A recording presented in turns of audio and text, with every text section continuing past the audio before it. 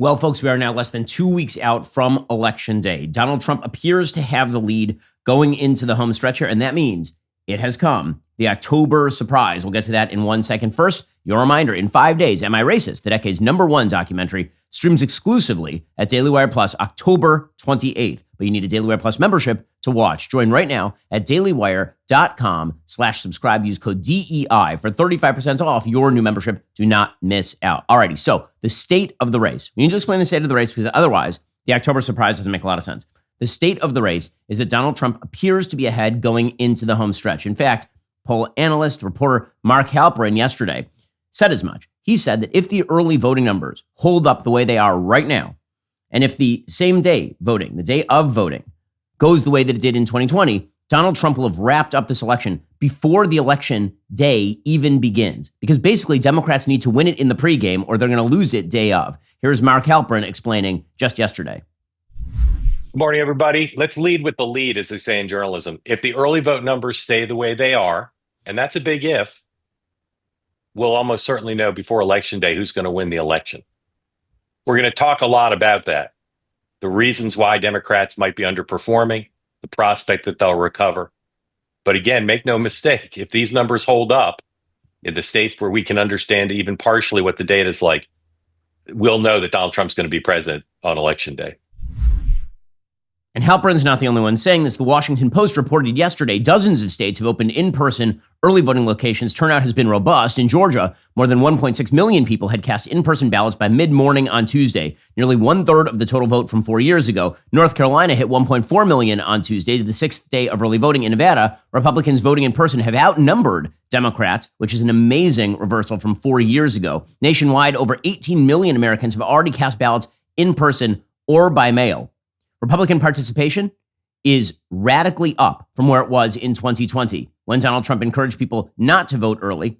Now, tons of Republicans are voting early. And what that means is that in states like Nevada, there are serious danger signs for Democrats. According to John Ralston of the Nevada Independent, he's an excellent reporter over there. Breitbart reports this. He's been reporting the early vote numbers showing a GOP lead and flashed the warning to Democrats late Monday evening out west. Ralston noted that since the rise of the political machine that late former Senate Majority Leader Harry Reid built for Democrats, this has never happened. The Republicans have opened what amounts to an unprecedented in modern times lead in early voting over Democrats in Nevada. So Kamala Harris is running really, really weak in the early voting thus far. Now, again, it could be that that's cannibalizing the day of voting. It's possible that the people who are voting right now are people who would have voted Election Day normally, or it's possible that Republicans have actually gotten smart. And many of the people who weren't going to show up on Election Day are now voting early just to get it done. By the way, if you are voting early, that is a good thing. Voting early is good because the party for which you are voting can see that you have voted. They don't have to waste campaign resources going to your door and door knocking you if they already know that you voted. A senior official working on Harris's campaign is already sounding the alarm about the Veep's narrowing electoral path, according to NBC News. 3 sources with knowledge of the campaign strategy say the campaign is worried the blue wall could at least in part go red this November. One senior campaign official told NBC there's been a thought that maybe Michigan or Wisconsin will fall off, and added that North Carolina may no longer be in reach. Okay, if they lose North Carolina and they lose, say, Michigan or Wisconsin, very difficult to see how the Democrats win the election, because they would have to at that point peel off Georgia, and Georgia looks like it is moving steadily toward Donald Trump in this electoral cycle. Politico saying the same thing.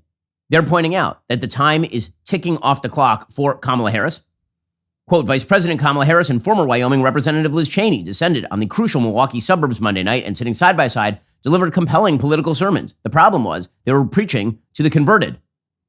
The event was explicitly aimed at moderates and one-time Republicans who remain up for grabs and may decide the election, but the rhetoric seemed better suited for those in the audience wearing Lincoln Project and Kamala t-shirts.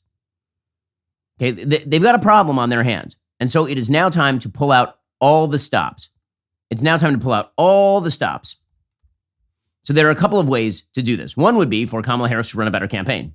That, of course, is very, very unlikely. Very unlikely she's going to run a better campaign because she's not a good candidate. Hilariously, there was an op-ed in The Hill 2 days ago wondering if perhaps Joe Biden was, after all, a better candidate than Kamala Harris, which, of course, is what Joe Biden has been saying all along, despite being dead. Kamala Harris, for her part, can't even answer simple questions as to whether Joe Biden is sentient and alive. she will not answer questions on the decline of the person she shoved off the back of the train and stole his nomination. Here she was in a clip from NBC News trying to explain Joe Biden's mental state. This is their candidate. You have made it clear that you believe this is a binary choice between you and Donald Trump. Those are the candidates on the ballot. There's only of course. two choices. Yes. And I know that Joe Biden is not on the ballot. I understand that. But the reason that you are at the top of the ticket is because he dropped out of this race. And so I want to ask you, and it was largely because of that debate performance back in June. You defended him in the days before and in the days after as you were campaigning for another 4 years for President Biden. Can you say that you were honest with the American people about what you saw in those moments with President Biden as you were with him again and again, repeatedly in that time? Of course. Joe Biden is an extremely accomplished, experienced, and capable in every way that anyone would want if they're president. And you never saw anything like what happened at the debate night behind closed doors with him? It was a bad debate. People have bad debates. He is absolutely. But that's the reason why you're here, and he's not running for the top of the ticket. Well, you'd have to ask him if that's the only reason why. What do you think? I am running for president of the United States. Joe Biden is not. And my presidency will be about bringing a new generation of leadership to America that is focused on the work that we need to do to invest in the ambitions and aspirations of the American people. This lady has absolutely nothing. The reason that she has lost all steam is because she's got nothing. She can't even answer the simple question, why are you in that chair and Joe Biden isn't in that chair? When everyone in America knows the answer to that question, including, of course, Kamala Harris. So now she's basically been relegated to throwing out bribes to various constituency groups. So just a couple of weeks ago, she pledged that she was going to hand out 1 million, basically grants of 20 grand to black people. It was going to be forgivable loans. Well, now she's doing the same thing for, wait for it, Latinos, because she's been losing the Latino vote. She put out a statement yesterday, quote, Donald Trump has disrespected and insulted Latino men and communities. As president, I will invest in them. What does that mean? It means that she will help Latino men and others start and grow small businesses with no interest loans or deferred loan repayments and fully forgivable loans up to $20,000. So just bribery now. We are now in the realm of open bribery. By the way, you are not allowed to give out government grants by race. That is illegal in the United States.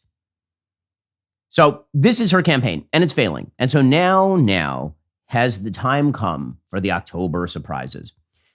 The Democrats have a problem when it comes to October surprises with Donald Trump. This has been true for years and years and years and years. Donald Trump is a monster made out of mud. And when you throw more mud at a monster made out of mud, it turns out he just looks like a monster made out of mud.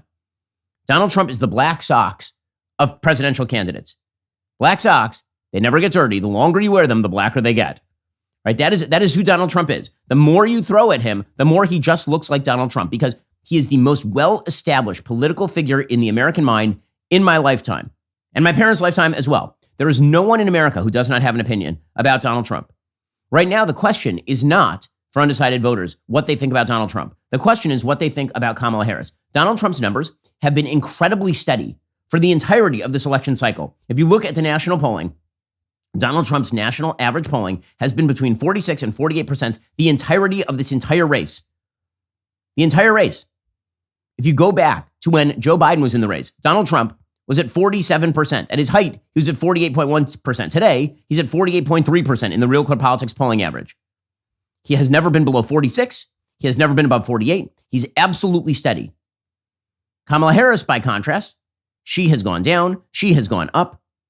Right before she jumped into the race, she was in the high 30s. Then she jumped into the mid 40s. Now she's still in the upper 40s. She could go back down again. There's a lot more variability for Kamala Harris. And this is why I say that Donald Trump appears to have the advantage in the race, because any news that breaks is likely to change opinions about her, not about him. So Democrats are getting desperate and they're pulling out all the stops, and they've gone back to the well. They've gone back to the well. They've gone to their favorite Obama stenographer, a man with his head so far up Barack Obama's ass that he could actually spot polyps in Obama's colon without a colonoscopy, Jeffrey Goldberg. Jeffrey Goldberg is the editor of The Atlantic. The Atlantic is owned by the former wife of Steve Jobs. He's a big Kamala Harris donor. The Atlantic also happens to be a place that has trotted out absolute morally repugnant human beings like Ta-Nehisi Coates and treated them as moral exemplars. The Atlantic of course, and Goldberg in particular, has trotted out lines about Donald Trump that have been unverified before. You'll recall that back in 2020, it was Jeffrey Goldberg who trotted out the suckers and losers line about Donald Trump. It was Jeffrey Goldberg who retailed the story that Donald Trump had gone to Normandy and then claimed that dead soldiers at Normandy Beach were suckers and losers. And everybody around Trump was like, he never said that. And Jeffrey Goldberg ran with it anyway. He had promised on cable news that he would provide some verification for the story. He never did. Well, now he's back and he is better than ever. So there's a story at The Atlantic in which Donald Trump is cursing the family of a dead soldier of Latino descent for the great crime of having submitted a bill for him to pay for a funeral for this person. So I'm going to read you the story, and then you'll see how it's being treated by the media. Now, there is no evidence this story is true. Let us be clear. There is no evidence. He is basing this entire story on, once again, anonymous sources. And there is no reason to grant anonymity in these particular discussions. You're talking about the most grave accusation of the election cycle. He's granting anonymity to his sources, and we know from history that if you are the person who reveals this, it doesn't ruin your life. You are treated as a hero of the republic by the entire legacy media. You will be able to bank on speech making for the rest of your life. You will have your bills paid by the Bill Gateses and George Soroses of the world if you come out today and levy this kind of accusation against Donald Trump to Jeffrey Goldberg. And Goldberg still couldn't find anybody to go on the record here. That's a pretty shady story here by Jeff Goldberg, but there are shadowy people everywhere. Shadowy data brokers, for example, make a living compiling detailed profiles of your online activity and selling them to marketers and other corporate interests that want to control you with targeted ads. They're not selling a product, they're selling you. But you don't have to let them. There's a way to keep your browsing history truly private. I use it every single day. It is an app called ExpressVPN. One of the easiest ways for data brokers to track you is through your device's unique IP address. It's like a digital fingerprint that also reveals your location. With ExpressVPN, your IP address is hidden. That makes it much more difficult for those digital snoops to monitor, track, and monetize your private online activity. It's like putting a blindfold on digital surveillance. ExpressVPN encrypts 100% of your network traffic, keeping your data safe from hackers when you're on public Wi-Fi. And it works on all your devices. We're talking phone, laptop, tablet, you name it. Just have one button, turn it on, you're protected. It's that easy. I use ExpressVPN every day. It's personally important to me because it's a practical way to protect our freedoms in the digital age. It's about taking control of your online presence and not letting tech giants or government overreach infringe on your rights. Protect your online privacy today. Visit expressvpn.com/Ben. That's expressvpn.com/Ben to get 3 extra months for free with my exclusive link, expressvpn.com/Ben. Also, every single year, Apple releases the new iPhone, and the big carriers play the same old game. Sign your life away for the next couple of years to get a free iPhone. You don't have to fall for this. With Pure Talk, you can get great savings on the new iPhone 16, and you can still get an affordable data plan that fits your needs on America's most dependable 5G network. How would I know? Well, because I have the new iPhone 16 from Pure Talk. Bottom line, stop falling into the same traps and overpaying for data you're not going to use. With Pure Talk for just $35 a month, get unlimited talk, text, and 15 gigs of data, plus mobile hotspot on America's most dependable 5G network. But wait, it gets even better. When you switch to Pure Talk on a qualifying plan, you get 1 year free of Daily Wire Plus Insider. That means access to our full library of movies, series, and documentaries. And listen up, folks, mark your calendars, October 28th. That's when you also get exclusive access to Matt Walsh's latest bombshell, Am I Racist? Trust me, the left has been squirming about this one. It's the top performing documentary of the decade. That's not all. Getting uncensored, ad-free daily shows, a full year of our kids' platform, Benke, your very own leftist tears Tumblr too. The only way you get this is by going to puretalk.com/Shapiro or call and mention my name. Stop overpaying for your cell phone plan today. Go to puretalk.com/Shapiro today. Switch to that qualifying plan. Get 1 year free of Daily Wire Plus Insider. So here is Jeffrey Goldberg's nonsense story. Quote, in April 2020, Vanessa Guillen, a 20-year-old Army private, was bludgeoned to death by a fellow soldier at Fort Hood in Texas.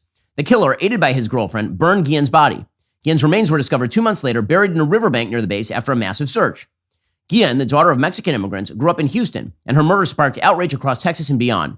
Fort Hood had become known as a particularly perilous assignment for female soldiers. Members of Congress took up the cause of reform. Shortly after her remains were discovered, President Trump himself invited the Guillen family to the White House. With Guillen's mother seated beside him, Trump spent 25 minutes with the family as television cameras recorded the scene. In the meeting, Trump maintained a dignified posture and expressed sympathy to Guillen's mother. Quote, I saw what happened to your daughter, Vanessa, who was a spectacular person and respected and loved by everybody, including in the military, Trump said. Later in the conversation, he made a promise. If I can help you out with the funeral, I'll help. I'll help you with that. I'll help you out financially. I'll help you out. Natalie Kalam, according to The Atlantic, is the family's attorney and responded, I think the military will be taking care of it. And Trump replied, good. They'll do a military. That's good. If you need help, I'll help you out. Later, a reporter covering the meeting asked Trump, have you offered to do that for other families before? And Trump responded, I have. Personally, I have to do it personally. I can't do it through the government. The reporter then asked, so you've written checks to help for other families before this? Trump turned to the family, still present, and said, I have, because some families need help. Maybe you don't need help from a financial standpoint. I have no idea. I think it's a horrific thing that happened. If you did need help, I'll be there to help you. A public memorial service was held in Houston 2 weeks after the White House meeting. It was followed by a private funeral and burial in a local cemetery. Highways were shut down. Mourners lined the streets. 5 months later, and here's where we get to the dicey part. 5 months later, the Secretary of the Army, Ryan McCarthy, announced the results of an investigation. McCarthy cited numerous leadership failures at Fort Hood and relieved or suspended several officers, including the base's commanding general. In a press conference, McCarthy said the murder shocked our conscience and forced us to take a critical look at our systems, our policies, and ourselves. According to a person close to Trump at the time, the president was agitated by McCarthy's comments and raised questions about the severity of the punishments dispensed to senior officers and non-commissioned officers. In an Oval Office meeting on December 4th, 2020, officials gathered to discuss a separate national security issue. Toward the end of the discussion, Trump asked for an update on the McCarthy investigation. Christopher Miller, the acting Secretary of Defense, was in attendance, along with Miller's Chief of Staff, Kash Patel. At a certain point, according to two people present at the meeting, Trump asked, did they bill us for the funeral? What did it cost? According to attendees and to contemporaneous notes of the meeting, an aide answered, yes, we received a bill. The funeral cost $60,000. Trump became angry. Quote, it doesn't cost $60,000 to bury an effing Mexican. Right? That is the takeaway quote. He then supposedly turned to his chief of staff, Mark Meadows, and issued an order, don't pay it. Later that day, he was still agitated. Can you believe it? Effing people trying to rip me off. Coign, according to Goldberg, the family attorney, told Goldberg she sent the bill to the White House and no money was ever received by the family from Trump. Some of the costs, Coign said, were covered by the Army. Some were covered by donations. Ultimately, Guillen was buried in Houston. Okay, so that's the story, right? This is the bombshell story. And this is all of a piece with Jeffrey Goldberg's take on Donald Trump, which is that Donald Trump has scorn for the American military. Now, this is a very, very weird accusation to make about Donald Trump, because the reality is that Donald Trump with members of the military is terrific. If you go and see him with members of the military, this dude likes members of our military. He cares for members of our military. This is somebody who has gone out of his way to talk about strengthening the American military in a way that Democrats never would. And yet the attack on Trump is that somehow deep in his heart, not only does he hate the American military, this is like the intersectional apotheosis of accusations about Donald Trump. He hates the military, which means he's unpatriotic. And also he hates Mexicans who were murdered. He hates female Mexicans who were murdered, according to The Atlantic, according to Jeffrey Goldberg. Now, I've read you the story. There is a problem with the story. The only record that Jeffrey Goldberg can come up with regard to the story is from anonymous sources. Every other person who is mentioned in the story denies the story. Everyone. Okay, so who are these people? So, for example, there is the sister of the slain woman whose name is Myra Guillen. Quote, she tweeted this, wow, I don't appreciate how you are exploiting my sister's death for politics. Hurtful and disrespectful to the important changes she made for service members. President Donald Trump did nothing but show respect to my family and Vanessa. In fact, I voted for President Trump today. How about Mark Meadows, whose chief of staff, Kash Patel, is supposedly in this meeting? Quote, I was in the discussions featured in The Atlantic's latest hit piece against President Trump. Let me say this. Any suggestion President Trump disparaged Ms. Guillen or refused to pay for her funeral expenses is absolutely false. He was nothing but kind, gracious, and wanted to make sure the military and the U.S. government did right by Vanessa Guillen and her family. But wait, there's more. Ben Williamson, the spokesman for Mark Meadows, said, quote, President Donald Trump absolutely did not say that. He was nothing but kind, gracious, wanting to make sure the military and the U.S. government did right by Gloria Guillen and her daughter Vanessa Guillen. As to the allegation that Trump told him to refuse payment, quote, that is not true. Okay, these are the quotes that he sent to Jeffrey Goldberg. Look how Jeffrey Goldberg spun those quotes. So that's a flat denial by Ben Williamson, the spokesperson for Mark Meadows. Here is what Jeffrey Goldberg then wrote in the story. Quote, he provided, this would be one of the aides, he provided statements from Patel and a spokesman for Meadows who denied having heard Trump make the statement. That is not what he said. He didn't deny having heard Trump make the statement. He said Trump never made the statement. That is not the same thing. If I was in the room for a discussion and somebody asked me, it's a discussion with my business partner, Jeremy Boring, and somebody asked me, did Jeremy say that? And I said, no, he didn't say that. And then what you report is Ben Shapiro said that he had never heard Boring make the statement. That implies that he did make the statement. I just didn't hear it. But that's not what he said. He flat denied it. Hey, this is typical Jeff Goldberg shtick. Jeff Goldberg is a Democratic operative. He has always been a Democratic operative. He has always been a stenographer for the Democratic Party, and he's trotting this out in the closing days of the campaign to try and smear Trump as anti-Latino, to smear Trump as anti-military and unpatriotic. And the media are running with it. Again, this is an unverified story. There are no sources, zero sources on the record backing this particular story. It doesn't matter to CBS News. They led with it last night because they want Americans to know that Donald Trump is unpaid. Now, do I think this is going to have any impact on the race? I really don't. Because number one, I think trust in media is at an all-time low. Number two, I think that Trump has said so many things that have been perceived as outrageous for 10 years that this just throw it on the pile, especially an allegation that he said a thing. But here's CBS News doing its damnedest anyway. 2 weeks from Election Day as the final battleground sprint is underway. Every hour matters for these candidates as they try to reach as many voters as possible in the key states that will decide this election. For Donald Trump, that meant speaking at a roundtable in Florida at his golf club, courting the Latino vote after that campaign stop. A new report that Trump, while president, used the F word to describe a murdered Mexican-American soldier. That story is that Trump scoffed at the price of a funeral he offered to pay for Private Vanessa Guillen, something Trump's team tonight denies. Okay, they just open with it.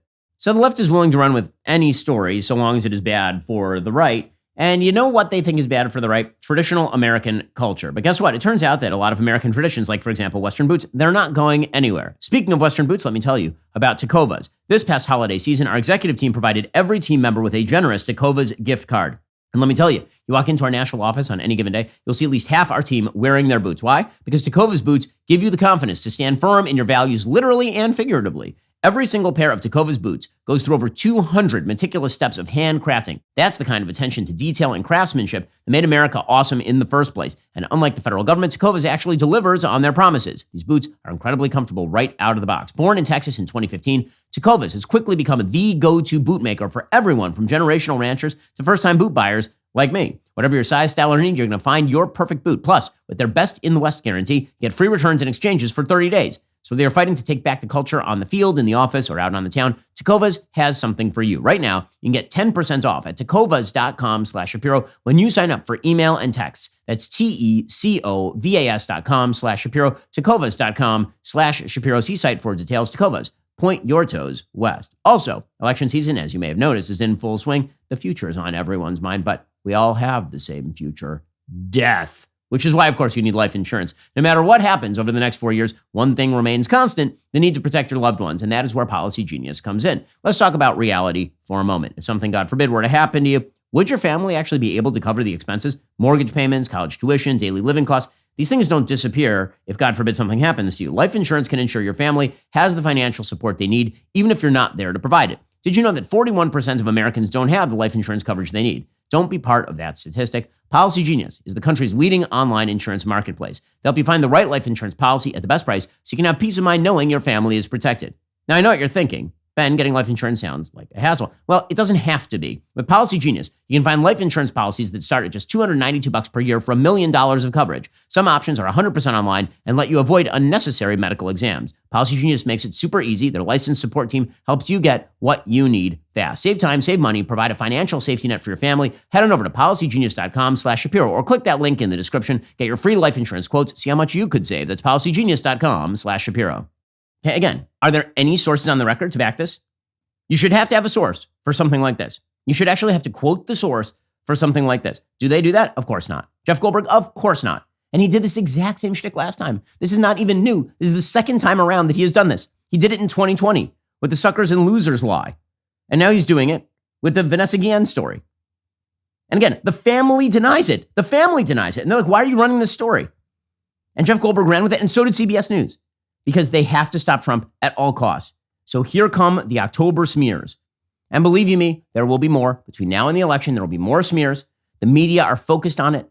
They're like white on rice when it comes to digging up some sort of scandal that will try and tip the election over, a very, very close election, closest election in modern American history, over to Kamala Harris. The same media that have worked to cover up every bad story about a Democrat for my entire lifetime. They are digging like crazy to find anonymously sourced stories that likely are not true in order to come after Trump. Okay, so that is October surprise number 1 that broke yesterday. And that was combined with October surprise number 2. They're dragging out the corpse of John Kelly to talk about Donald Trump. Now, of course, John Kelly is alive. He's fine. Thank God. No, everybody should be healthy. But John Kelly has not been relevant to the American political conversation for 4 years. The last time he was relevant is when they were trotting him out during the last election cycle to talk about how Donald Trump was a very bad man who was Hitlerian and dictatorial and fascistic and all the rest of this kind of stuff. John Kelly is, of course, the former chief of staff for Donald Trump. He was fired by Donald Trump, and he's basically spent every waking moment since then retailing how much he hates Donald Trump and how Donald Trump is a fascist. So, John Kelly did an interview with the New York Times in which he suggested that Trump was a far-right authoritarian and suggested also that Donald Trump had once made warm comments about Hitler having done some stuff. So that Jeffrey Goldberg story in The Atlantic mentioned some of the same stuff. Jeffrey Goldberg, again, reported, quote, former generals who have worked for Trump say the sole military virtue he prizes is obedience. As his presidency drew to a close and in the years since, he has become more and more interested in the advantages of dictatorship and the absolute control over the military he believes it would deliver. Quote, I need the kind of generals that Hitler had, Trump said in a private conversation in the White House, according to two people who heard him say this, people who are totally loyal to him, that follow orders. And John Kelly then backs those sorts of narratives that Trump once suggested that he wants generals like Hitler had, or that he once said that Hitler had done some good things, like build the Autobahn. Okay, throw this on the pile. Just throw it on the pile. Is this going to change anybody's opinion of who Donald Trump is?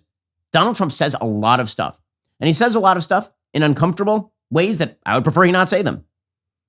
But is the implication that Donald Trump is actually like an anti-Semite, that he actually is like big on Hitler's Holocaust? Is that the implication here? Because let me just get this straight. The most pro-Israel president in American history, a man I visited the Rebbe's Ohel with, a person who read from the book of Tehillim, from the book of Psalms, over the grave of Rabbi Menachem Mendel Schneerson.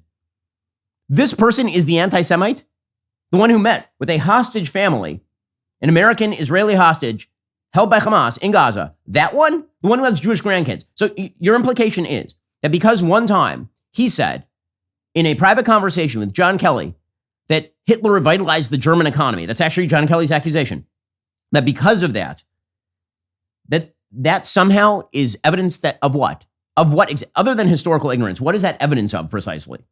That's evidence that he is secretly he's a Nazi? That is the accusation? Seriously, guys, this is what you're retailing.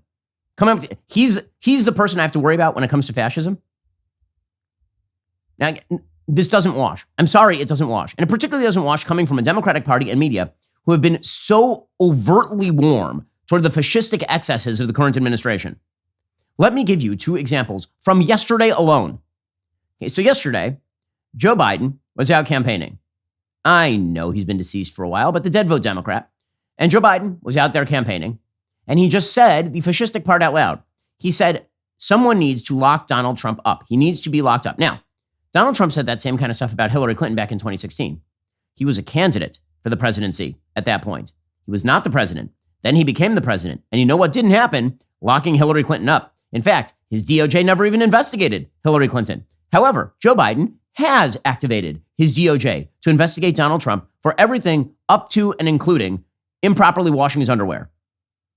The DOJ has been activated on every front to go after the political opponents of this administration, from Elon Musk to Donald Trump. And here was the man who is in charge of the DOJ saying that Donald Trump must be locked up 2 weeks before an election. But don't worry, Trump one time said something about Hitler. But really, we should just ignore this. We should just ignore that the sitting president of the United States, who was a candidate until 5 minutes ago when they decided to swap out his still moldering corpse for Kamala Harris, that person is saying out loud that the person who's currently leading in the polling and is likely to be the next president of the United States needs to be put in jail. But don't worry, Trump is the fascistic threat to American democracy. Here's Joe Biden. So I know this sounds bizarre. It sounds like if I said this 5 years ago, you'd lock me up. We got to lock him up. Politically lock him up. Politically lock him. He tries to walk it back. What does that mean, politically lock him up? He knows exactly what he said. Then he tried to walk it back, but politically, that doesn't even make any sense. What are you even talking about? You want him to be in jail. We know it. You activated your DOJ to do it. It's not just that you said it, it's that you did it. So that's example number one. Let me give you another example. Again, Kamala Harris has done this interview with NBC News, in which she babbles and says nonsensical things and makes a fool of herself. But one of the things that she is asked about is religious exemptions for performing abortion. So she, of course, is an abortion fanatic, loves abortion, huge into it, fun and games. So she is asked by NBC News, by Hallie Jackson, when it comes to abortion, there are a lot of religious hospitals. Would you create exemptions in the law to allow religious hospitals not to perform abortions? And here was her answer. What concessions would be on the table? Religious exemptions, for example? Is that something that you would consider? I don't think we should be making concessions when we're talking about a fundamental freedom to make decisions about your own body. To Republicans like, for example, Susan Collins, Lisa Murkowski, who would back something like this on a Democratic agenda if, in fact, Republicans control Congress, would you offer them an olive branch? Or is that off the table? Is that not an option for you? I'm not going to engage in hypotheticals. Not going to engage in... Okay, so let's just be clear what she's saying in this clip. There is a fundamental freedom in the United States Constitution. It is enshrined in the First Amendment. It is freedom of religion, which means freedom of religious practice. Okay, that is in the Constitution of the United States. You know what's not in the Constitution of the United States? The right to an abortion. That is not, in fact, a fundamental American right. It isn't. You can vote in your state if you wish the state to not criminalize this activity. You can do that. If you're in California, New York, that is a constitutional activity. It is not a fundamental American right and has never been a fundamental American right to kill babies in the womb. What she is saying is that freedom of religion is not a fundamental right and abortion is. That sounds a little fascistic to me. As a religious person, it seems a little scary that the person who wants to be president of the United States says that if you are a Catholic charity hospital, you must perform abortions. That's what she's saying right there. Hey, that's fascistic. She has served under an administration that has expanded executive power and attempted to use it in defiance of the Supreme Court in extraordinary ways. She pledges to do the same if she becomes president of the United States. And I'm supposed to worry that Donald Trump once made dumb historical references to John Kelly? That's what I'm supposed to worry about? This is projection. It is projection. It is gaslighting. And this is what the Democrats and the media are doing all the damn time. Let me give you another example from yesterday. So, Democrats are pretending to be very, very upset that Donald Trump has suggested that there are enemies within the United States. No, he can't say that. That's so divisive, him saying there are enemies within the United States. So here's Donald Trump saying it, and then we'll talk about the response from Democrats. How are you going to guard against the bureaucrats undermining you? Well, they're going to undermine. Well, I always say, so we have two enemies. We have the outside enemy, and then we have the enemy from within. And the enemy from within, in my opinion, is more dangerous than China, Russia, and all these countries, because if you have a smart president, he can handle them pretty easily. I got along great with all, I handled them. But the thing that's tougher to handle are these lunatics that we have inside, like Adam Shifty Schiff. Think of this guy's going to be a senator. He's running against a guy that doesn't understand politics at all, Garvey, but he was a good baseball player. But he doesn't understand politics at all. Adam Shifty Schiff, who's a total sleazebag, is going to become a senator. But I call him the enemy from within. When you look at the danger he put our country in, potentially with Russia, with a phony made-up deal that he made up with Hillary and some bad people, that started off as an excuse for why she lost an election that a lot of people thought she should have won, because the polls indicated she might win, and then she got beaten everywhere, virtually. When you look at that, and then they said, it was Russia. They used it as an excuse, and then the fake news picked it up. Okay, so do I like when political opponents label each other the enemy from within? I really don't. I don't like that very much. In fact, I don't like it on either side, which is why I've been condemning it my entire political career. I don't like it. There are actually, by the way, enemies within. For example, an enemy of the United States within would be whoever in the Defense Department decided to leak Israel's war plans on Iran to Iran. That person should be in jail. That person should be arrested forthwith. The FBI is currently doing an investigation. You want to talk about the enemy within? There are, in fact, people in the government who are enemies of the United States inside the U.S. government. Those people need to be ferreted out and prosecuted under criminal law. Okay, so that really exists. But when you say you're political opponent, and believe me, I think Adam Schiff is a scumbag. I think Adam Schiff is a liar. Do I think that Adam Schiff is a greater threat than, say, China or Russia? I have my doubts. Okay, but it's the reaction I want to point out here. So members of the left-wing media, members of the Democratic Party, who are perfectly fine with demonizing everybody on the right for my entire lifetime, are very upset that Donald Trump would say anything remotely like this. So Jon Stewart, who has made an entire living by sneering, like just making faces at people he disagrees with and treating them as forms of a lower humanity. He's very upset that Donald Trump would talk about the enemies within. By the way, this is during the same presidency where Joe Biden went in front of a blood red Independence Hall and called ultra MAGA Republicans a threat to the Republic. So spare me the crocodile tears here. He is literally saying that. He is literally saying that. What are you talking about? Literally.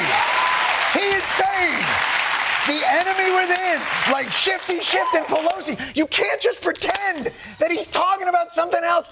God, this is what gets us to the ultimate problem, which is this. Is any of this Trump says real? How are we supposed to understand what's bullshit and what isn't? Kamala Harris, she's going to have an 80-page presentation on exactly how this opportunity economy is going to function and how it's going to be paid for. Meanwhile, the standard for Trump is emotional vicinity. Apparently, it doesn't actually matter if the things he says are true. And if you try and dig down on the lies, he only gets liar. Okay, so Jon Stewart being frustrated by the fact that people take Trump seriously but not literally, which has been true his entire political career. I'm sorry, this doesn't wash. What are we supposed to do about the fact that Joe Biden said yesterday that his political opponents should be locked up, that Donald Trump should go to jail? Okay, that seems like declaring him an enemy within. I mean, the entire Democratic Party has done that to Trump since he decided to step down the golden escalator in 2015. Jim Acosta did the same thing on CNN, and all the same people who retailed Russiagate, suggesting that Donald Trump was in fact a tool of the Russian government, which is to say definitionally an enemy within, are very, very upset that Donald Trump would say anything like that about the people who labeled him that. So I'm asking you, if Donald Trump orders people inside this country, citizens like Adam Schiff and Nancy Pelosi, to be arrested, you're saying, I think I just heard you a few moments ago saying you would not go along with that. So why not denounce what the former president is saying when he calls them the enemy from within? Jim, first Shouldn't of all, that be denounced? Let's be very clear. Donald, Matt, are you going to let me answer your question? Here you go. Donald Trump's been president for 4 years already. When he was president of the United States, did he weaponize the Justice Department against his political rivals? No, he did not. When he was president of the United States, did he order the National Guard or Secret Service or the U.S. military to go after his quote unquote rivals? No, he did not. As a matter of fact, there's been 2 attempts. Congressman, I've been at a lot of Trump rallies where they were chanting "lock her up" about Jim, Hillary you Clinton. want an answer? I'm going to give you an answer. You may not like it. Well, but it has to be in line with reality, Congressman. The reality is, you've been to Trump rallies when they chant "lock her up" about Hillary Clinton. All right. Acosta's a joke. Byron Donalds is giving him exactly the correct answer, which is Trump was president. We already know what he's going to do. What are you even talking about? But this is the gaslighting. They do the thing they say that it's bad Trump wants to do. They do it. And then they say it's bad that Trump articulates something in the vicinity of the thing that they are actually doing. No one buys it. And if you do, you're a fool. No one buys this Trump story. It's a ridiculous, ridiculous story. But I'll tell you what else is ridiculous. The fact that every time you use your credit card, you could be unintentionally donating to a bunch of causes you don't like. Probably the number one question I get from listeners is, how can I get in the conservative fight? Well, it's critical to know where your dollars are going. Some credit cards are funneling millions of bucks to left-wing causes and candidates, hoping you don't actually notice. Now you have a choice. Enter Coign, America's conservative credit card. Find them at COIGN.com. Here's what makes Coign great. With every transaction, you advance conservative causes and charities at no cost to you. It's a great-looking card you'll take pride in using, bright red with "We the People" on the front, and it works everywhere Visa is accepted. It comes with 100% U.S.-based customer service and consumer protections. Coign empowers you to take back your country with every swipe. It's the only card worthy of your wallet. Start earning cash back while fighting the left-wing agenda today. Apply now at Coign.com. That's COIGN.com. Be sure to select Daily Wire in the "How Did You Hear About Us" section. It helps them and it helps us as well. Terms apply. Go to Coign.com/disclosures for full details. Again, that's COIGN.com to get started today. Also, do you have out in front of your house like a rusting old vehicle or a car that's just kind of broken down? You know you need to get rid of it, but you haven't really done it yet. Do you want to deal with the hassle of selling it? Well, probably not. If you have a car that's just sitting in your driveway and taking up space, you really should consider donating it to Cars for Kids. They make donating your car really, really easy. You barely even need to be involved at all. Give them a call, or better yet, donate your car at carsforkids.org/Ben. That's cars with a K. All it takes is a couple minutes to put in your information. They'll schedule pickup for a time that works for you as soon as the next day. You get a vacation voucher and a tax deduction. They've done this over 1 million times, so you can trust that you're in good hands with Cars for Kids. Call now 1-877-CARS-FOR-KIDS, KARS, Cars for Kids, or donate online at carsforkids.org/Ben. Donate your car today. Again, if you got that car and it's just doing nothing for you, why not get the tax deduction? Why not get a vacation voucher? Why not do something good for kids? It's a very, very easy solution, and it does some good for the world as well. Call now 1-877-CARS-FOR-KIDS. That's KARS, Cars for Kids, or donate online at carsforkids.org/Ben. Donate your car today. And so speaking of gaslighting, and it makes you nuts. It makes you absolutely nuts, and it's designed to do so. So again, the claim today is that Donald Trump cursed the memory of a Latino soldier who was murdered. A female Latino soldier who was murdered. He cursed her memory as a Mexican. Okay, nonsense. And Jeffrey Goldberg's reporting it with zero sourcing, and it's leading the CBS Evening News. It's crap. I'm just going to put this out there. It doesn't even sound like something that Trump would say. It's absurd. Okay, that's story number one. Story number two is that they're dragging out John Kelly yet again for another round of Trump is Hitler. And then they're saying, oh, Trump's going to target his enemies from within. Okay, the entire Democratic Party right now is providing cover for pro-Hamas protesters across the country. The entire Democratic Party is currently threatening Israel with an arms cutoff in the middle of a war against the Nazis of today, Hamas and Hezbollah, and the Iranian regime. And I'm supposed to believe that Donald Trump is the Hitlerian threat to the... Joe Biden yesterday said that he wants to arrest Donald Trump, and he has already sicked his DOJ on Donald Trump. And I'm supposed to believe that Trump is the fascistic authoritarian threat to the United States. I'm sorry. Bullshit.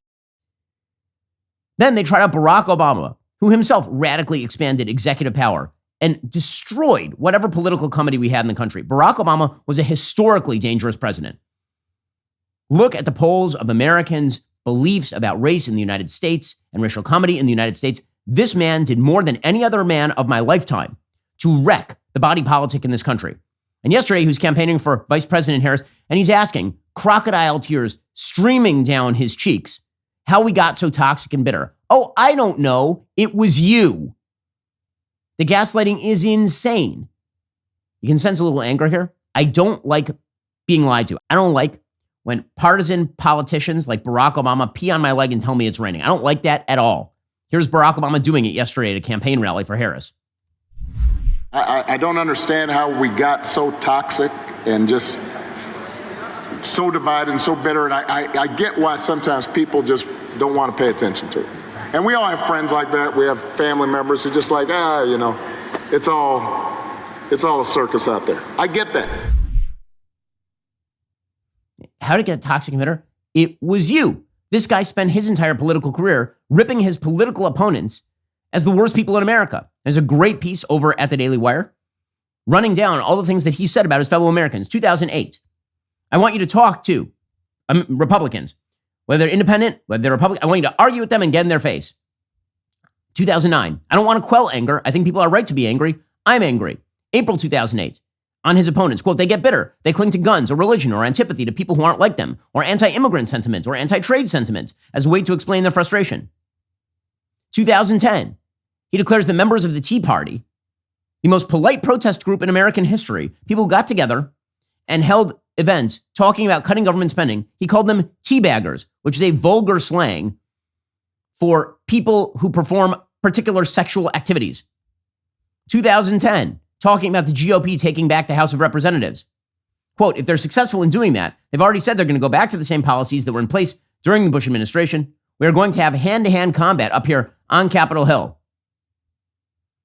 2014, he said racism was deeply rooted in American society. How did we get so polarized? How?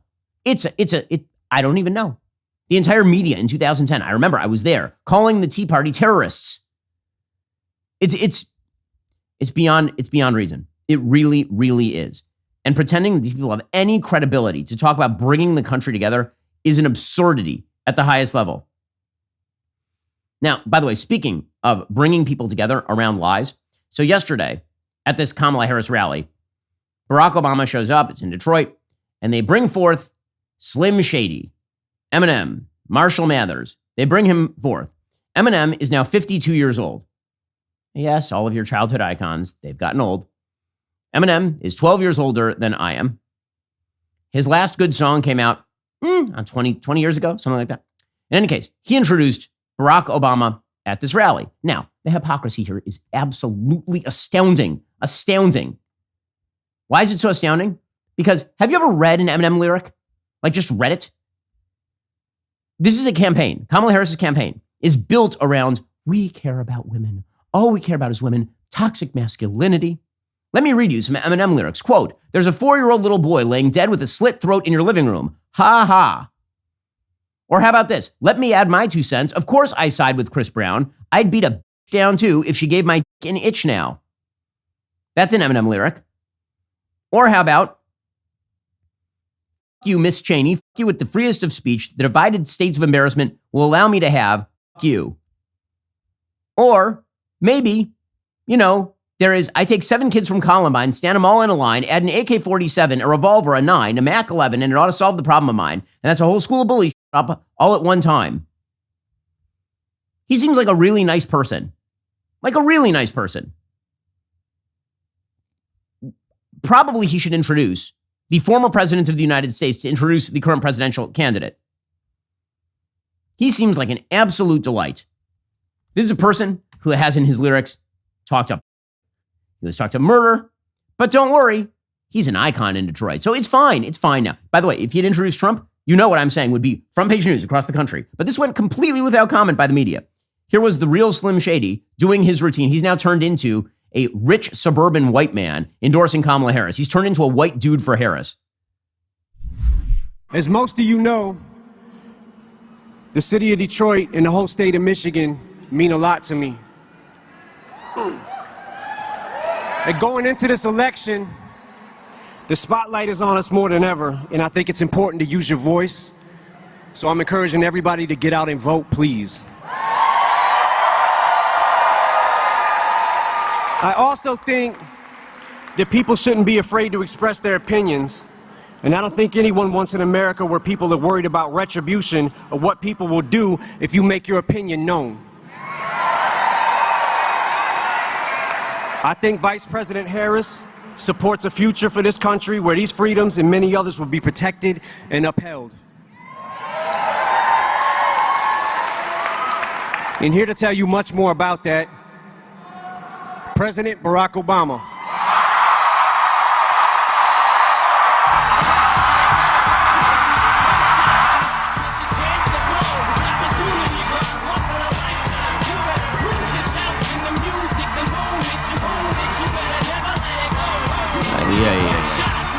Don't worry, guys. They care about women. They care so deeply about, so much worrying about the women. And then, the bro hug, By the way, then Obama got up and he started doing lyrics from Eminem. Celeb collabs and misogyny. That's what they're in for. But we're supposed to believe them. We're supposed to believe that they are all the things that they say. They're such liars. They're such liars. And they tried out Tim Walz as well, by the way, to rip on Elon Musk. You want to talk about hypocrisy? How about Tim Walz, the inflatable at the used car lot, saying that Elon Musk skips around all weird when he's campaigning for Trump? No one has weirder hand motions than Tim Walz. He's directly from a Bob Fosse musical. This dude unconsciously does jazz hands. And here he is ripping on Elon Musk's bodily motions. The man's like a Muppet. Here we go. Elon's on that stage, jumping around, skipping like a dipshit on these things. You know it. Just ridiculous people. Ridiculous people. And they're going to dump out whatever bucket of garbage they have on Trump. They're going to dump it all out on Trump. And you know what? I don't think it's going to make one bit of difference. Because once again, Donald Trump has been hit with everything, including bullets. I do not think that barring some cataclysmic scandal, the likes of which we have not heard over the course of the last 10 years, and that's a very small category, anything is changing the trajectory of this race for Democrats. This is a desperation play, clearly a desperation play. So the toxic foolishness of the Democratic Party has now been extended out to the useful idiots. So Kamala Harris has been out on the campaign trail campaigning with Liz Cheney. Who the hell is Liz Cheney bringing in? Like, seriously, who's the swing voters? Like, oh my God, I was just waiting for Liz Cheney to announce her endorsement of Kamala Harris. That's going to be huge. When I say useful idiots, here's why I say that Liz Cheney is a useful idiot. The reason Liz Cheney is a useful idiot is because zero of her priorities, zero, will be forwarded by Kamala Harris.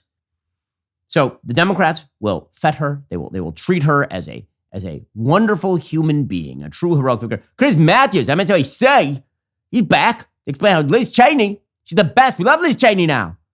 Yeah, we hated her dad. Yeah, that was the worst. Her dad was Satan, but she's great. Liz Cheney. She's just wonderful. Come on in here. I'll rumple. Come out of the show. Then we just go. I've never seen a more heroic figure than Liz Cheney. She lost her state probably forever. She lost her party. She lost her leadership in the Republican House. She could have been on her way to Speaker. It was very probable. She gave it all away in the interest of truth. That's what she stood for. It's amazing to me how few people have gotten behind her. But now one person that's got behind her is Kamala Harris. And those sitting together, those two women, as you say, on that stage is remarkable because there's such courage there from Liz Cheney. And I cannot say anything that would stop me from saying she's been unbelievable. Unbelievable. Just unreal. Well, if she's so amazing, maybe you should take her cues on some other political issues. Oh, wait, you won't. Here is Jon Stewart getting Tim Walz, the vice presidential candidate, to admit that they hate Liz Cheney and they are simply using her as a cutout. They will never listen to anything she has to say. Here's Jon Stewart making Tim Walz say the quiet part out loud. The Cheney thing, do we really have to do that? Look, it goes broader than that. Look, Bernie Sanders, Dick Cheney, Taylor Swift. No. That one. Oh, the shooting? No. Having the Cheneys on board? Nah. You can't Dick Cheney or Taylor Swift. No. We're a big tent. What country did Taylor Swift get us to invade? No. Yeah. Okay, so then Tim Walz goes ahead and he explains, don't worry, we won't listen to anything she has to say. Nothing. Right? We'll ignore everything she has to say. And we're a little embarrassed that we're bringing out the Cheney family, but we're happy to use them for political. This is like the definition of useful idiocy. This is why when I say the Democratic Party, they are users and abusers. They have a far left agenda. They will implement it no matter what. They will smother it in a crust of lies. They will pretend that the Republican Party is the authoritarian party while simultaneously trotting out their now deceased president to claim that he's going to jail his political opponents after having activated his own DOJ to do so. Kamala Harris will be out there explaining that that dude is perfectly sane and not senile at all. And also, she is going to unleash basically racial bribery in the election while simultaneously suggesting that religious freedom is not a core function of the Constitution. Like, this is the party you want? Really? And you're going to do all that because what? Jeffrey Goldberg is trotting out another bullshit story? I don't think so. Joining us online is Brent Buchanan. He's president and founder of Signal, an international public opinion polling and analytics firm. He's done an awful lot of work for U.S. presidential, Senate, and gubernatorial campaigns, 538, New York Times. They've recognized Signal as the most accurate private polling firm in the United States. Brent, thanks so much for taking the time. Really appreciate it. Hey, great to be with you, Ben. So I'm going to ask you the obvious question up front. What's the state of the race right now? We're hearing that Trump has the momentum. We saw people like Mark Halperin saying that if he can read the early voting sort of chicken entrails, then it looks like Republicans are doing really well. Looking at the state of the race right now, just hard and fast, who do you think is winning and why? It's really close, and I would give Donald Trump an edge. And there's a couple reasons for that. One, Kamala Harris has insane amounts of money. And when you think about who is yet to be decided in this race, it's lower information individuals. They tend to be younger, less educated, and they just haven't tuned into this race. And so to cut through, you've got to spend incredible amounts of money. It's why both candidates are doing these huge pushes on all kinds of non-traditional media right now. Secondly, if you look at the map, the reason I give Donald Trump an edge is he's going to win Arizona. He's going to win North Carolina. It's highly likely he wins Georgia. So it puts those Sunbelt states out of play, which means she has to run the full sweep of the Rust Belt, Wisconsin, Michigan, and Pennsylvania. And right now, I would say she has a slight edge in Pennsylvania. It's just a really challenging, expensive state. And if you're looking at where can Trump pull out that final state, right now it looks like Michigan. So, looking at sort of the state of the race, it's very difficult to read these polls. I'm reading the poll averages, same as everybody else, from Nate Silver or 538 or Real Clear Politics, and the poll averages are even different depending on which polls are included and which polls are not included. One of the big questions that I have in reading these polls is the polls were pretty bad in 2020 on a state level. On a national level, they were off significantly, but on the state level, they were really off pretty significantly because Joe Biden had major leads in many of these states. He ended up winning by bare tens of thousands of votes in some of these states. So how much have pollsters adjusted their modeling? And how do we know how they've adjusted their modeling? When you're looking at a likely voter screen, it's always very difficult to tell how that's constructed and also whether that's going to be accurate or not, because Trump brings out such a strange coalition. A huge number of low propensity voters show up for Donald Trump that don't show up in sort of a traditional election cycle. So when you're creating that likely voter screen to determine what the actual outcome of a poll looks like, does it look like 2022, 2020, which was also an outlier election, 2016? What kind of adjustments have been made? How much is it taking into account the weirdness of an election in which Trump is involved? Well, you first have to ask yourself, why would somebody pay for a poll? Because they're not free. And once you've figured out, okay, is there some kind of reason that they're wanting the poll to look this way? So that's the first screen in my mind when looking at a poll. When you're screening in voters, I mean, any survey that doesn't start with the voter file, you've got a question. When I go look at a poll, and I do this for a living, I don't start at the top of the poll. I scroll to the bottom of the poll because I want to see how it's constructed. What is the partisan breakdown? What's the gender breakdown? Specifically, what's the educational attainment breakdown? Because if you go back 10 years ago, educational attainment really didn't matter as an indicator of partisanship, and now it's become one of the most important aspects of predictiveness of partisanship. And so if it's off in any of those factors, sometimes I won't even go to the rest of the poll. I won't scroll back to the top because I won't care what the presidential race is or the Senate race is, because the poll's just constructed wrong. It's constructed in a way that doesn't look like any past election. And this can happen for a couple different reasons. You've got, older people and more educated people are more likely to answer surveys. And the Trump coalition that you're talking about is not older and is not more educated. And so that is how some of these misses has happened in the past. I really do think that the shy Trump voter is less and less a factor. I mean, this is the third time the guy is on the ballot. And if you look at his ballot share in each of these states, not just the margin at which he's at, it's the highest he's ever been in pretty much every state that he's polling in, and including nationally. And I think part of that is the corrections that have been made in polling in the past, and the fact that fewer people are worried about saying they're for Donald Trump. I mean, I live in Arlington, Virginia, which is basically a communist compound, and you would be shocked at how many Trump signs are up in Arlington, Virginia right now.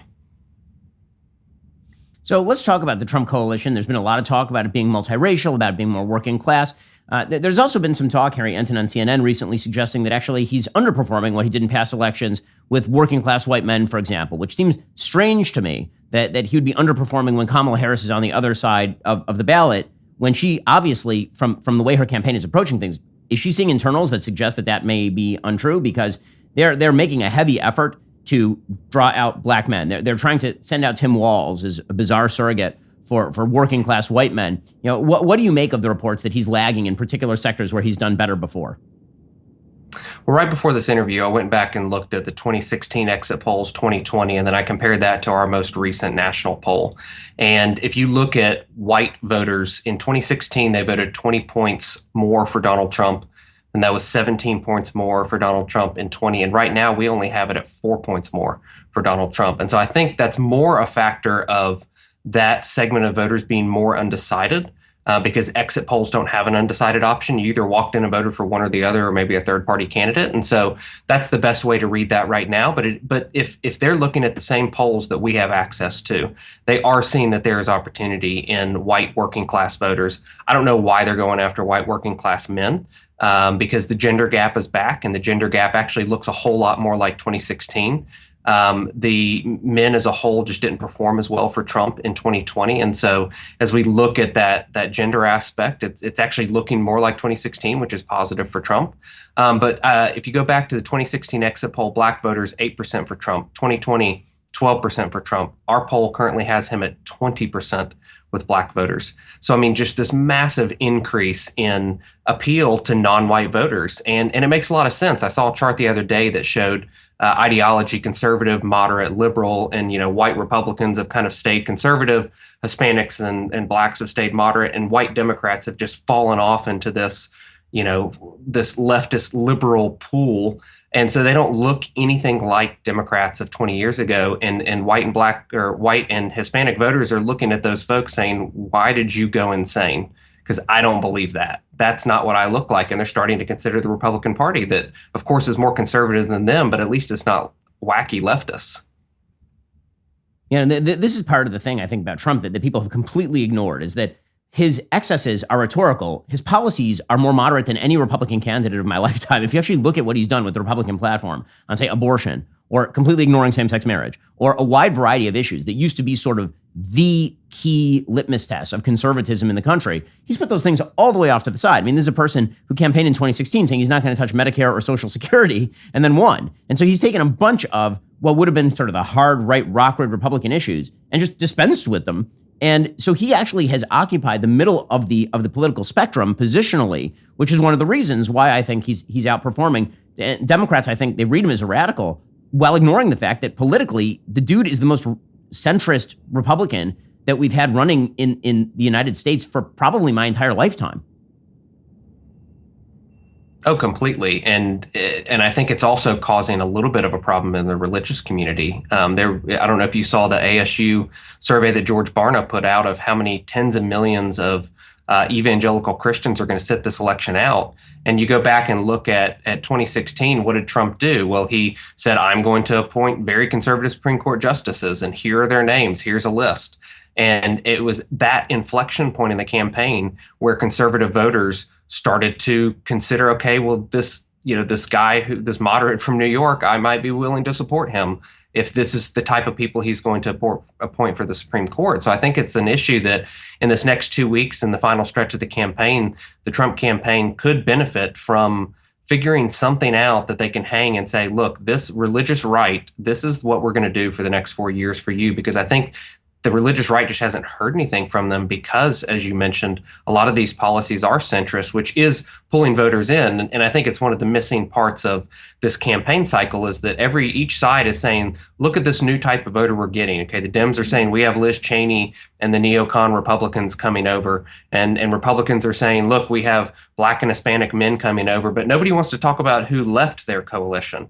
And I think when you look at the religious right, it actually is an area that they're saying, what do we get out of this coalition?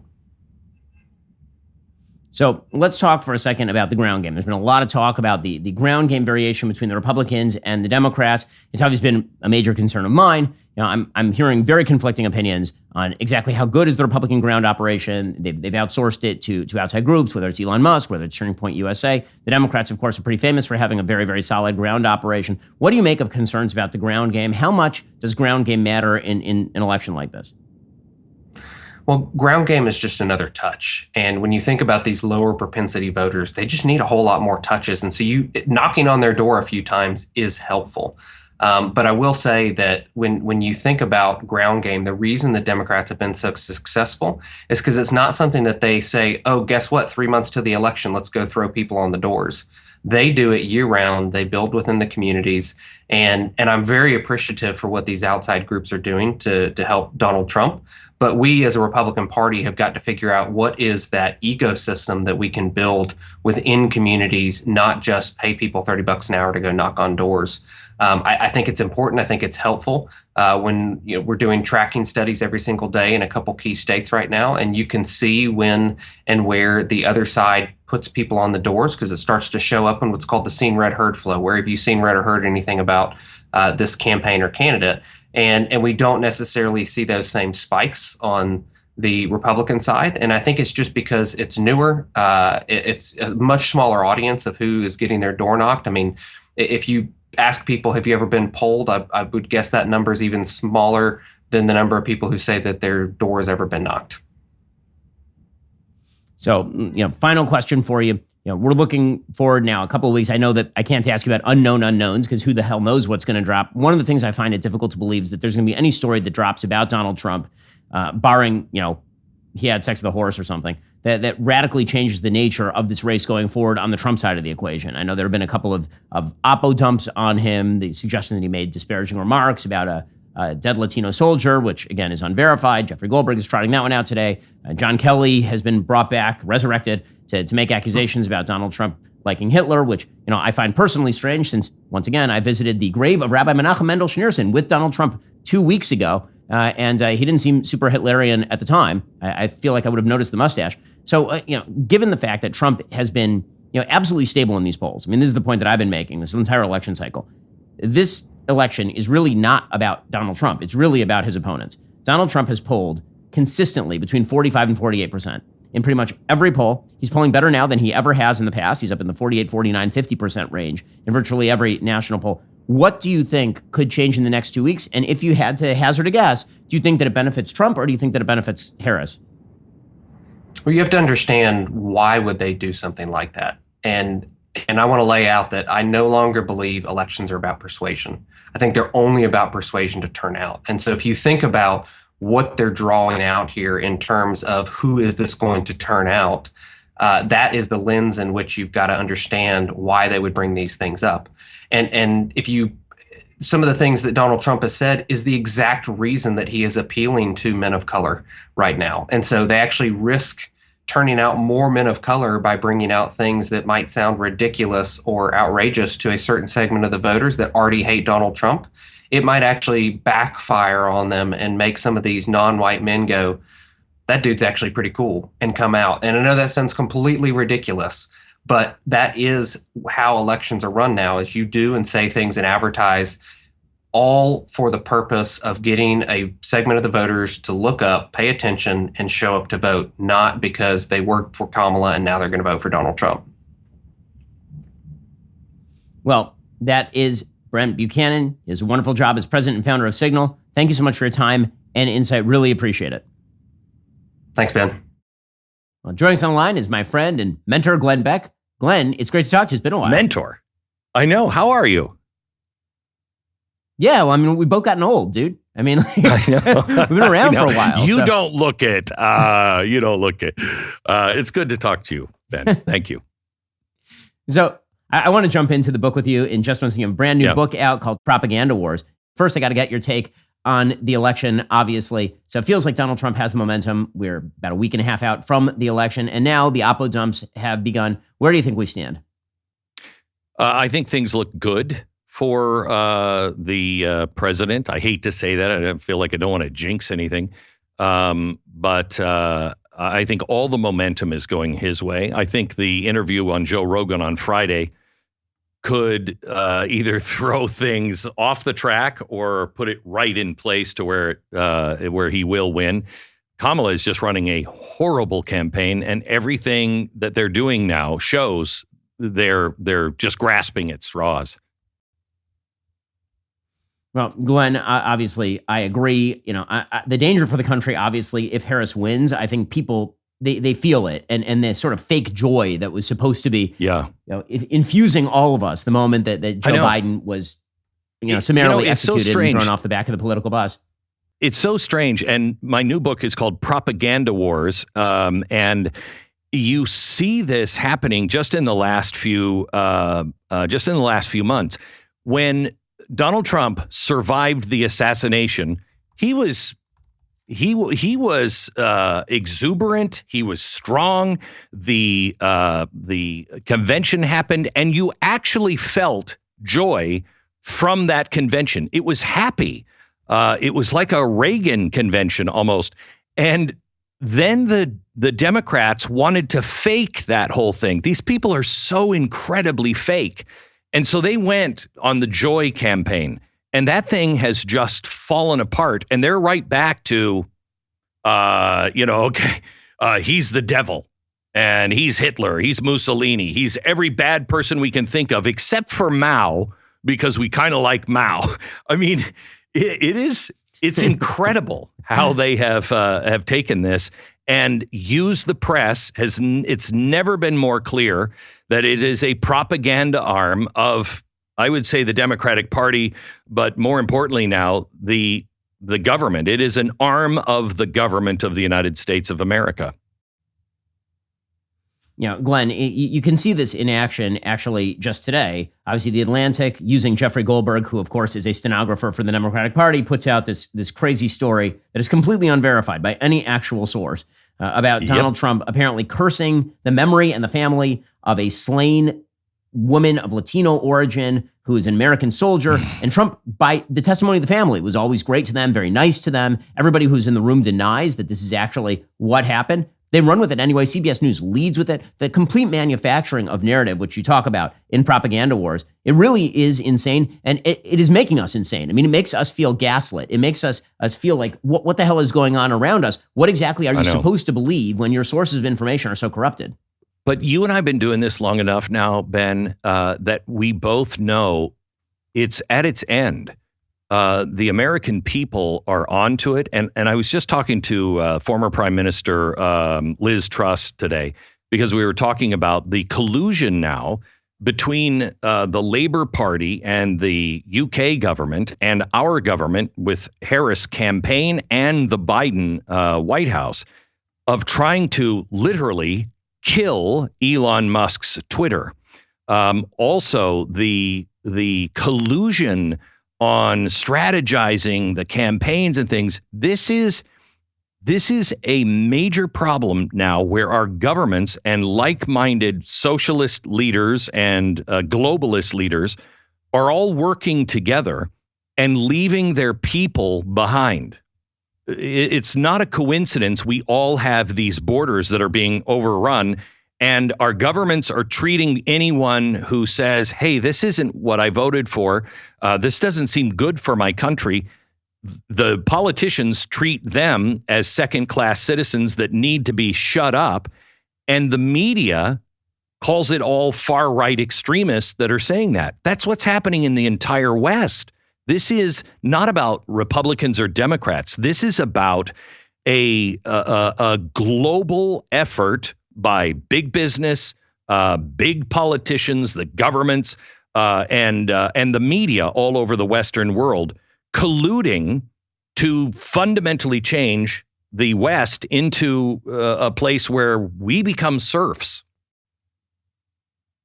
You know, Glenn, I think that's totally right, especially when you say it feels like it's coming to an end. You can feel that it's coming to an end because the disconnect between the sort of distraction tactics, the shiny objects that the propaganda machine would love for you to pay attention to, and the actual quality of daily life has become too broad for people to take. It's that gap that has emerged that has made people unable to ingest the propaganda anymore. When things are going basically okay, then whatever narrative you're throwing out there, maybe that's my concern of the day. But it turns out that when bad things are happening in the country and you can feel them in your life, then whatever stupid thing you're saying Donald Trump said today, it does not matter to me. I had this experience last night. I talked about it a little bit on the show today. We're out in LA today because I was at UCLA and doing some media out here, and went out to dinner last night. Fairly nice area of the city, well-lit area.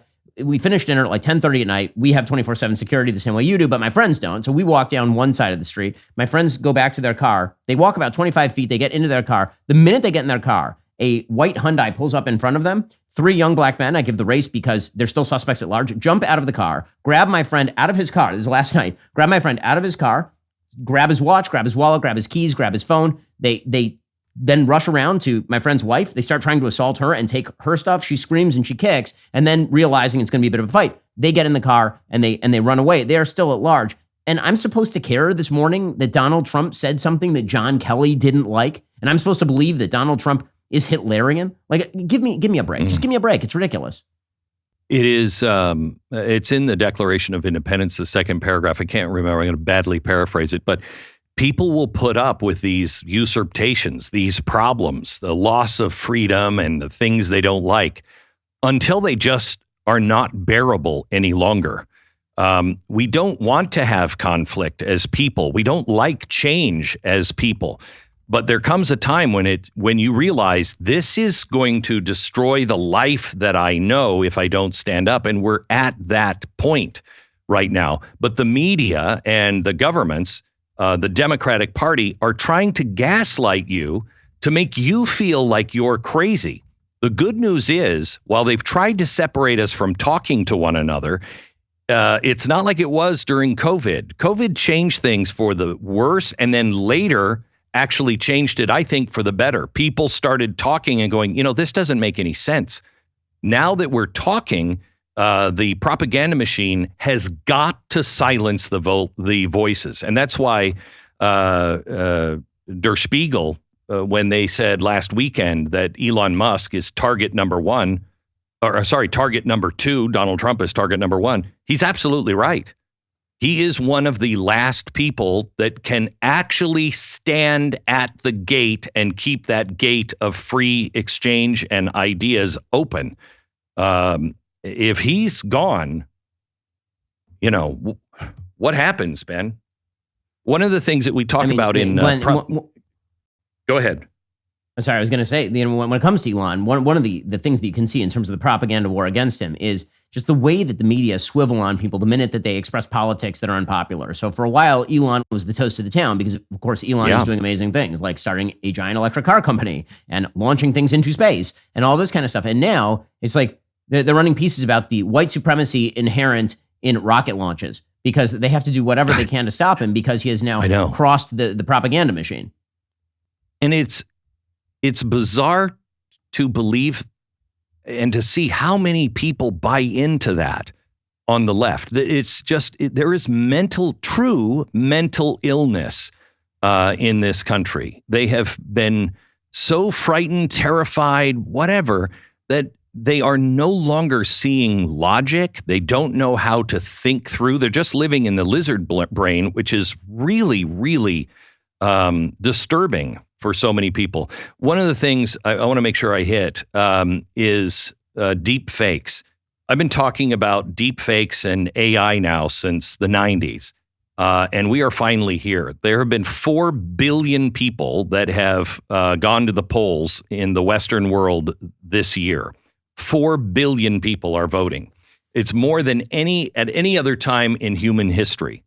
And deep fakes have reared their ugly head in several elections outside of the United States. And I fear the pattern is with these deep fakes that they happen the day before or the day before the election. They usually happen within 2 days. And they have thrown chaos into these elections.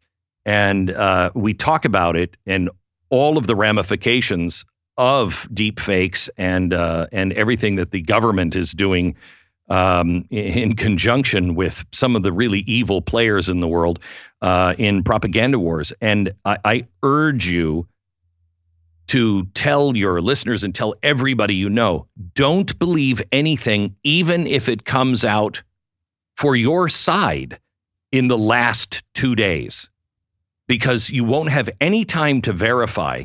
And even if it comes out for Donald Trump against Harris, don't believe it, don't spread it, because this is an extraordinarily dangerous thing. Well, folks, go check out the brand new book, Propaganda Wars, already soaring up the bestseller charts. Of course, it's a Glenn Beck book. So, of course, it is Propaganda Wars, How the Global Elite Control What You See, Think, and Feel. Glenn, really appreciate the time. Thanks for stopping by. Congrats on the book. You bet. God bless you, Ben. Alrighty, guys, get ready. In 5 days, the decade's #1 grossing documentary is coming exclusively to Daily Wire Plus. That is correct. Am I Racist? You missed it in theaters? Don't worry. Now you can see it. Our own Matt Walsh's hit movie arrives Monday, October 28th. You'll need a Daily Wire Plus membership to watch it. We've made it easier than ever by putting our memberships on sale. Head on over to dailywire.com/subscribe. Use code DEI for 35% off your new Daily Wire Plus membership. Am I Racist? Is, of course, our epic troll of the left. It shocked the box office with its success. Taking on the establishment is not cheap. Making a movie, getting into theaters across the country, that is monumental. It is also really expensive. We're doing the work, but we need your help. Join us. Join the fight. We're doing the work. You can do the work too. Go to dailywire.com/subscribe today. Become a member. Get ready for Am I Racist? Streaming exclusively on Daily Wire Plus Monday, October 28th. Alrighty, coming up, we'll get to the Trump campaign. Donald Trump is slated to stop by Joe Rogan a little bit later this week. Plus, we'll get to the most irritating form of Kamala. I have it for you. It's here. If you're not a member, become a member. Use code Shapiro. Check out for 2 months free on all annual plans. Click the link in the description and join us. The question everyone in America is asking: am I racist? Make those moves. Get a Daily Wire Plus membership to see Am I Racist? This is all I have. Did you want to? I can help you guys out. Yeah. Go to amирacist.com and sign up now. I've been told because I'm a white male, kind of at the top of the pile, how do I get down from the top? I don't think you necessarily can. How do we get past all the talk about racism? We have to love each other. Well, it can't be that simple. How do we get to a point of racial harmony? It's good to talk to you. We're still on a journey, all of us together. I think you got some journeying to do. Just talk to me about the statistics. We have an epidemic. 20 million crimes a year, 6,000, 7,000 hate crimes. No, there's no epidemic. Why are we talking about statistics? This is not a matter of statistics. Well, you asked me about the statistics. Am I Racist? Coming to Daily Wire Plus on October 28th. Rated PG-13.